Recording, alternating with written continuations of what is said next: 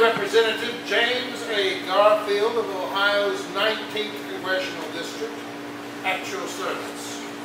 Well, that is at your service as of yesterday, October 14th, 1862, the day that I was elected to Congress.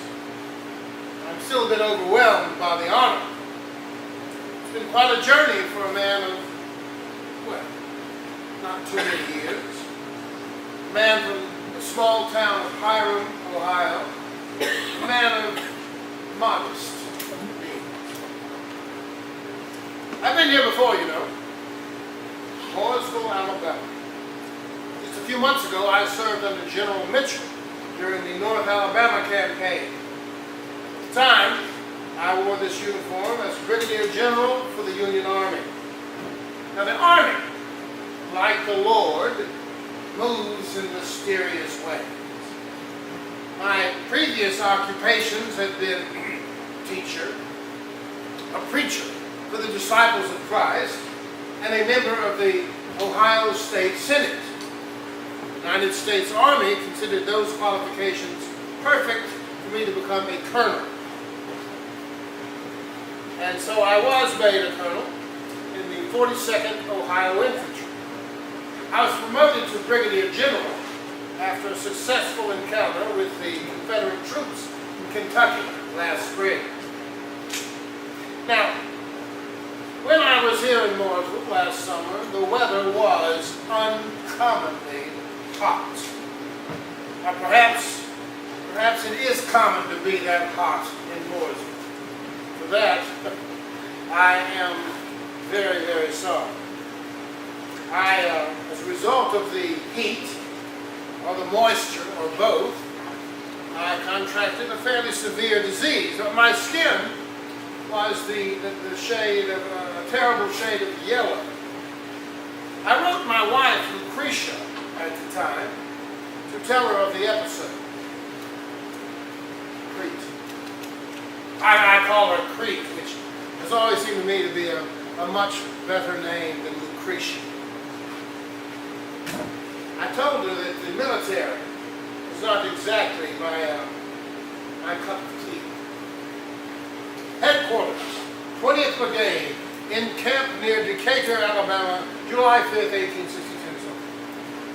Dear Crete, by some unaccountable delay, your letter of June 9th did not reach me until last night, though I had 10 days ago received one from Harry, mailed at Solon, June 16th. And one also came last night from Harry, mailed at Newton Falls, June 28th. There would seem to be some fault in the Hiram office. Till last night, I've had no mail since we left Tuscumbia 10 days ago.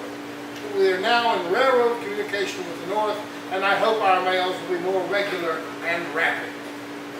I am sorry to have to tell you that my health is not only not improving, but getting worse. I have kept hoping that each attack of my besetting disease would be the last. It has returned with a vigor and stubbornness which I am quite unable to control. I had begun to gain strength and weight, and I was weighing 177 pounds, but the last week has run me down to 168, and I am suffering a great deal of pain as well as weakness. If I do not get better soon, I shall have to get a sick leave to go as far as Cincinnati, if not all the way home. Still, I am hoping to be able to be back to work until I can set myself right, though I have not been so much discouraged about my health since I came into the Army. We have rebuilt over 100 miles of railroad, and we are now lying still with no apparent aim or future purposes.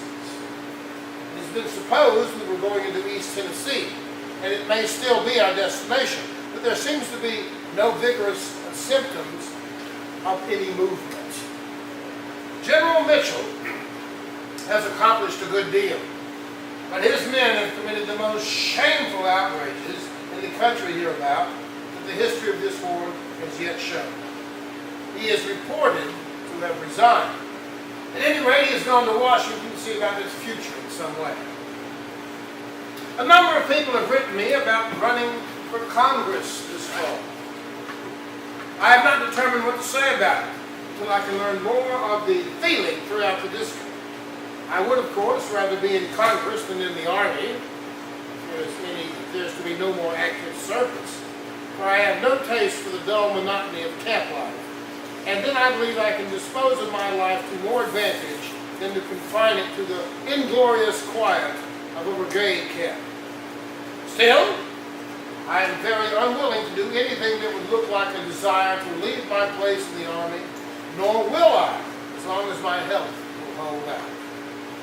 It is that which has made me say I might go as far as Cincinnati, if not all the way clear to home, though I should continue unwell very much longer. To go home just now would, I fear, be misconstrued into a purpose to make political capital against myself. I have been thoroughly dead militarily since I came to the Tennessee, and I can hardly see how I can be sufficiently remembered to make my return a matter of much comment. Still, it might be, and I don't know why it is, but I have a more than usual horror at being hauled over the coals of political persecution again. What do you hear about the congressional matter? I wish you would send me a catalog of the eclectic and also tell me about the commencement exercises. Have you received a letter from me enclosing $50? I sent it about the 12th of June. I thought about little darling 1,000 times on the 3rd, and I wondered how many of her birthdays I should be permitted to enjoy with her. Dear little creature. I cannot tell you how anxious I am for her growth in beauty, health, and intelligence. Yesterday we had a celebration on the 4th. I was hardly able to sit up, but the officers of the division insisted that I should speak, and I went out and spoke about 20 or 30 minutes. I did not know that I had lost the trick of speech, but I found the old feeling coming back to me with all of its memories of other days. We had a very pleasant time, though a stranger. Several disciples in the vicinity have been here to visit me. There is a church in the village of Mooresville nearby. They have sent up inviting me to speak to them on Sunday next. If I am not too unwell, I have a notion to do so. I hope to hear from you again in regard to what you think about the matters referred to above. Love to all. Ever yours, James. Well, I did preach on that Sunday. And preaching is an activity that I've never shied away from. And that Sunday, look, check it. I spoke on these themes. Taking as my text, John 1:4, in him was life, and the life was the light of men. And again, Matthew 5:16, let your light so shine before men that they may see your good works and glorify your Father which is in heaven. This is what I say. Men are tending to materialism. Houses, lands, and worldly goods attract their attention and, as a mirage, lure them on to death. Christianity, on the other hand, leads only the natural body to death. And for the spirit, it points out a house not built with hands, but eternal and in the heavens.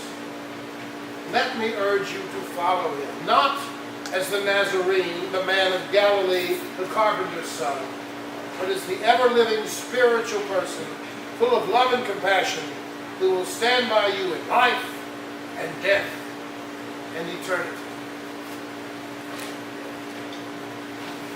Crete and I met when she was my student at the Western Reserve Eclectic Institute in 1854.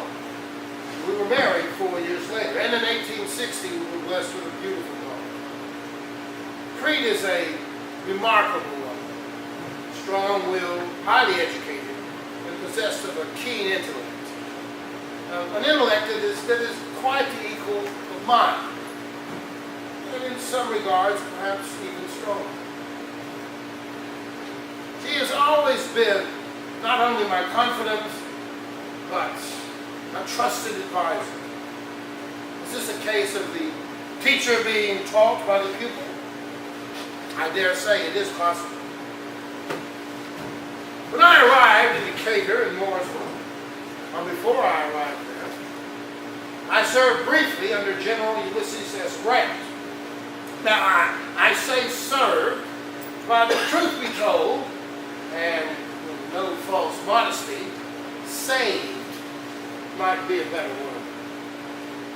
When they promoted me to brigadier, they gave me command of the 20th Brigade of the Army of Ohio.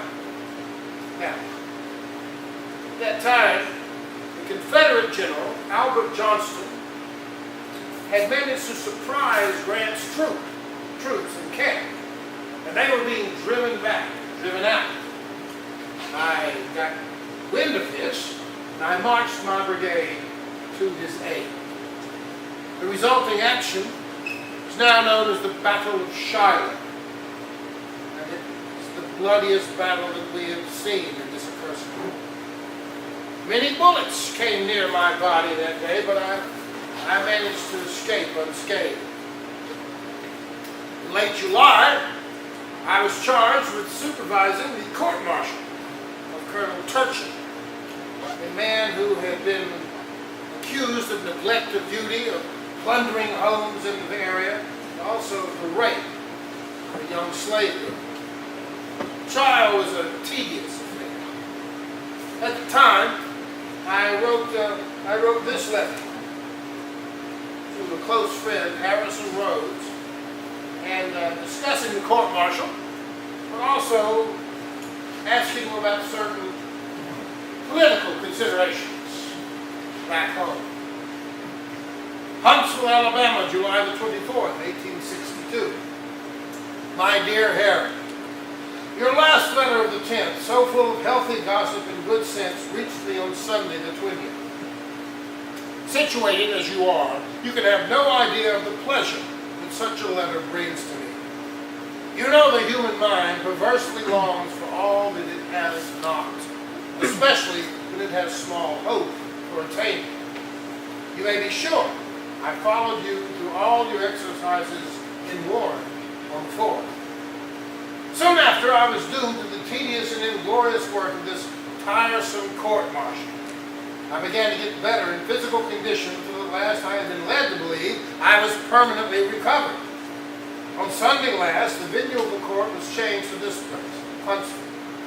I had come down here on Saturday evening to see my brigade, which had been ordered forward to Stevenson. I returned Sunday night in excellent health and spirits, but awoke next morning with headache, fever, diarrhea, accompanied with severe fits of vomiting. I was very sick during the day and sent for a surgeon. I took a powerful emetic and spouted forth floods of irrepressible bile, but not of the Horatian kind, but of the Escapilian kind. I tell you, Harry, it is far from pleasant to toss on a bed of pain alone in a hot, sweltering room, hundreds of miles away from those who care especially for your life and comfort. But I am better now, though very weak. With the exception of part of the day, I have since continued to preside over the deliberations of the court, though I have been permitted a cot to lie on, and have thus been enabled to work and be sick at the same time. Just now I am threatened with returning health, and am so weak as to be quite spiritless. I am almost inclined to be delighted at the raids behind us, cutting up of our railroad and telegraphs. It will do us good to have a few score towns in Kentucky, Indiana, and Ohio plundered. It's particularly pertinent that these things should happen, especially such brilliant exploits as the giving up of Murfreesboro, while General Mitchell is being persecuted. It may bring our people ultimately to understand the beauty of West Point and the terribleness of a broken and ruined government. The regular army is so rotten as corruption can make it. You can hardly imagine how my lofty views of West Point have been lopped off one by one. There are but few sprigs left on which I can hang confidence, much less admiration. Look at the shameful distribution of Halleck's arms. I've written it in a dozen letters or lines that should be broken up, and the rebels will be behind us any day they choose to be. If we are not gobbled up in detail, it will only be through the grace of the enemy. I have lately received a letter from P.R. Spencer Sr., forwarded to me by Crete. In it, he proposes that Portage County should move in the congressional nomination. I wrote him an answer, as I have written before, that I must leave the matter wholly to my friends. You tell me you think my name may be committed to the tender mercies of a convention. I wish you would give me the ground of your confidence. There are some few points of the matter, as it appears to me, which look a little singular. I have not heard a word from L.W. Hall or Halsey for several months, nor has anyone told me how they stand on the congressional question. But I am inclined to the belief, strange as it may appear, they are for O.P. Brown. Now, my supposition rises first from their silence, both in not writing to me, nor sending to me copies of the Democrat for a long time, and second in the fact which I accidentally discovered in the advertising columns of a late number of the Democrats, that young H.P. Hall is in partnership with Brown as an attorney. Am I right in my hypothesis? These sentences, of course, must not go outside our circle. If the Democrat is for Brown, it will be a strange exhibition of human nature after all that is past. Be assured, I'm not anxious in the matter, and I shall lose no sleep, nor have one diarrhea less or one diarrhea more if O.P. Brown or any other man is chosen. I will not, however, promise that I should keep perfectly free from nausea should the scoundrel be reared and raised and born into congressional life for the next quadrennium. In regard to the new levy of troops in your own course, I am hardly clear in my own mind except in this. I think the time has come now when we ought to go into service. I hate to say this here, for I had all along thought our little Hyrule circle had sacrificed enough, and it was a matter of great comfort to me to know that you were still there and the circle not dissolved. But now the great death struggle of the nation approaches, and the terrible exertion of our people may bring us through the darkness. But I do not want you to go unless you can have a position worthy both of yourself and the country. Now, what shall that position be? First of all, I would have you with me, if it were possible. I am taking that matter into earnest consideration, and if I can make an opening, I shall be most glad to do so. There is a matter now pending in my brigade which may result favorable soon. Second, if the first is not successful, I want you to have a field office in one of the new regiments now raising in Ohio. As the regiments will be sent into the field without much time for preparation, I would rather you should be lieutenant colonel or major under some good colonel. I am trying to get Lieutenant Colonel Pardee of the 42nd made colonel of a new regiment, and I should be glad to see you with him if you cannot be with me. Write me again before you decide the matter, and I may know more. Wearily, wearily stretches the work of the court-martial. I think I should decline the honor of being Lord Chief Justice of the King's Bench. Do write to me. Ever yours, J. A. Garfield.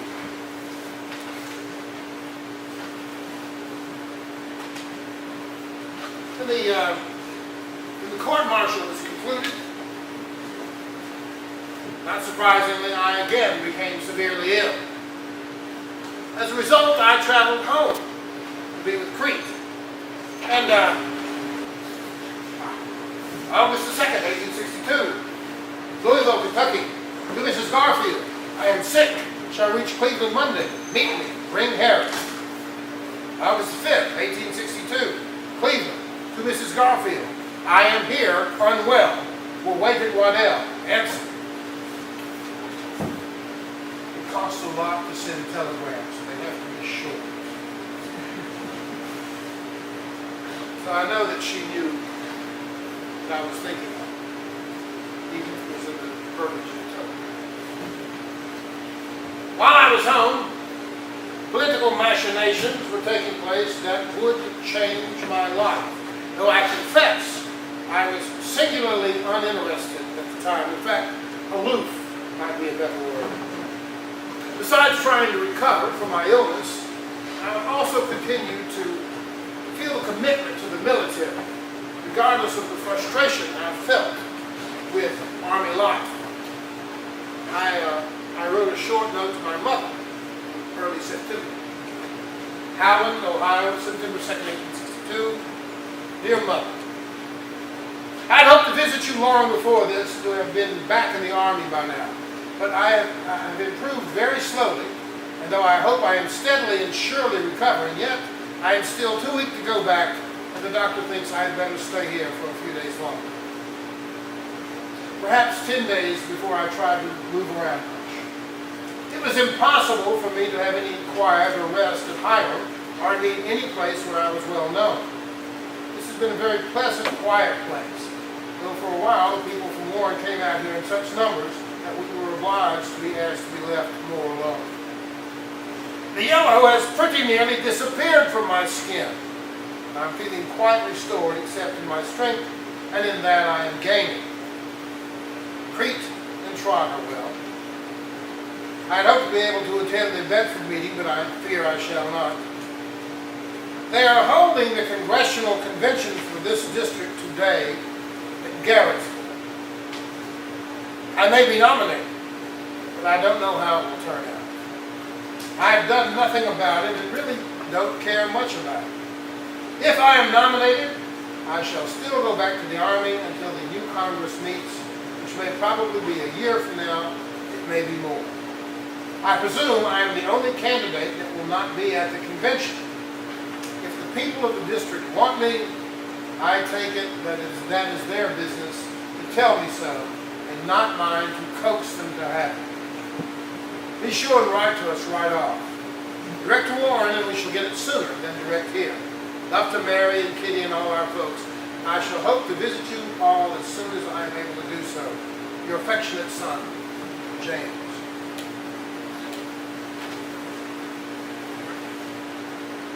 I was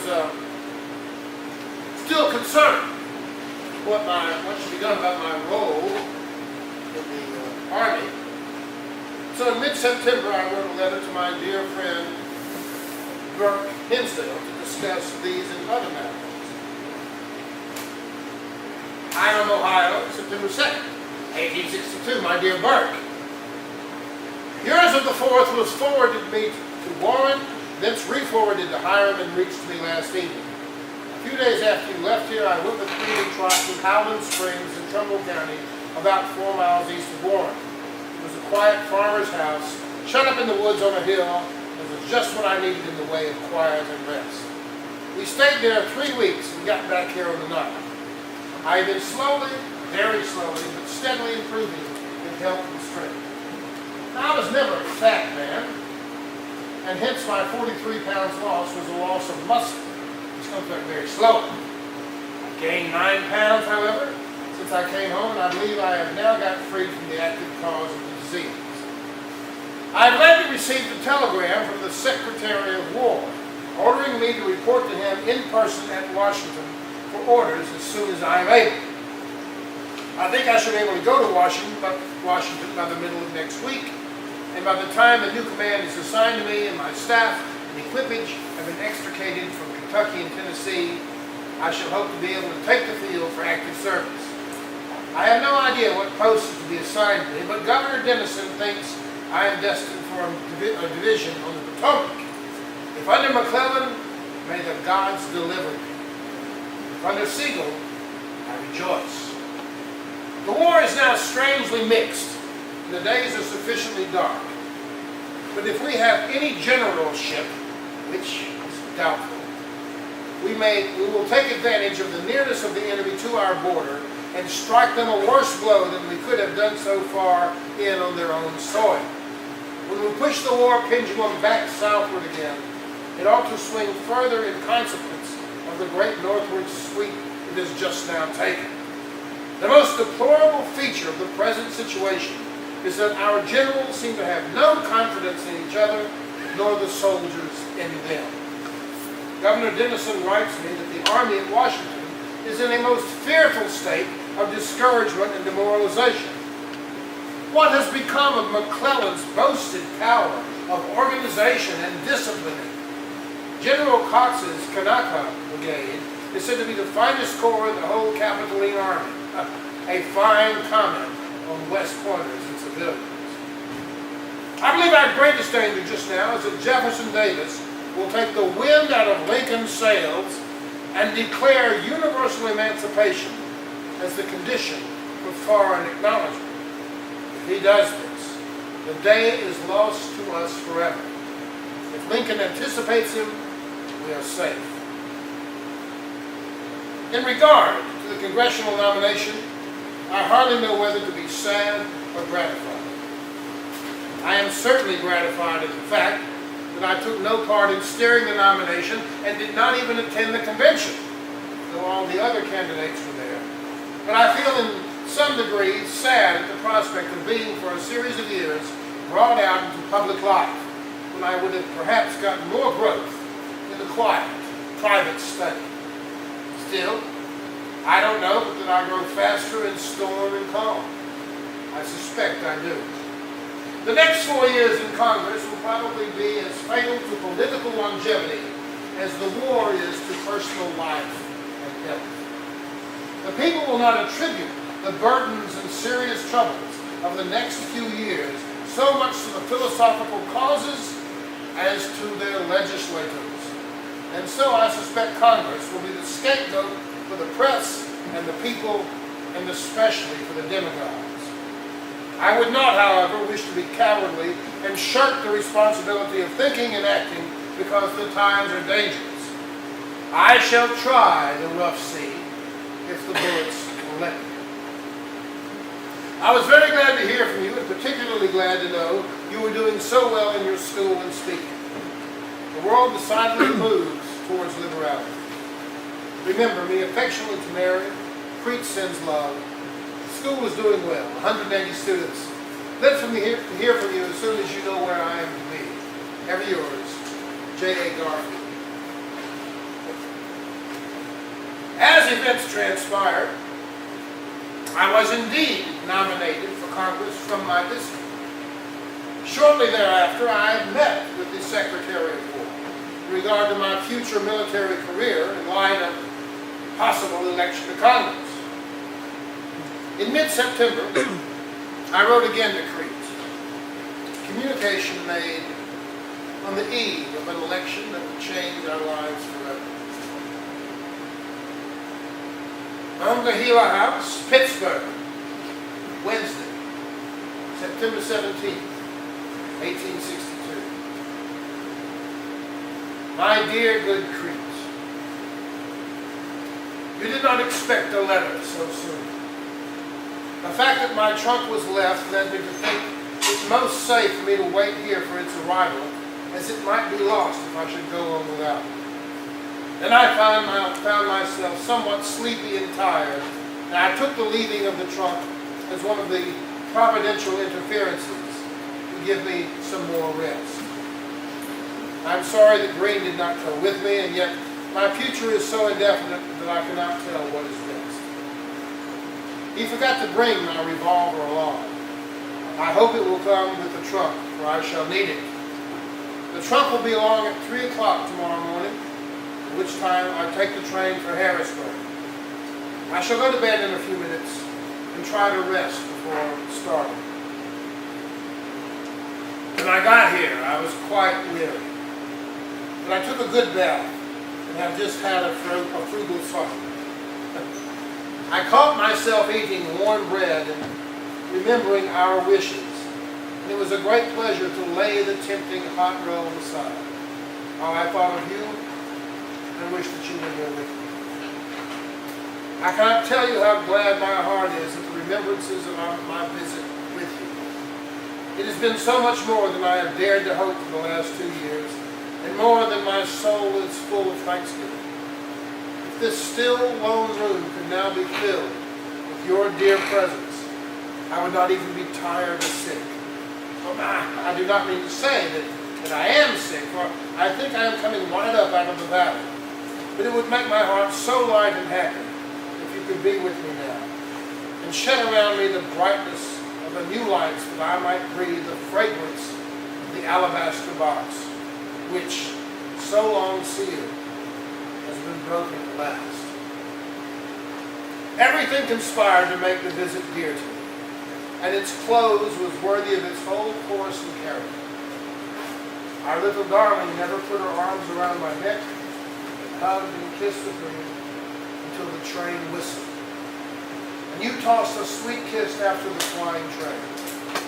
It was all as my fondest wishes could ask, and it all augurs good in the future. I shall hope soon after my arrival to receive a dear letter with a heart full of love from you. I send you a slip from the Portage Democrat, which I found as I came along the road. Mother may be pleased to read it. The news today looks still more encouraging. God grant we may soon see the end of the war, though I dare not hope that the end is very nigh.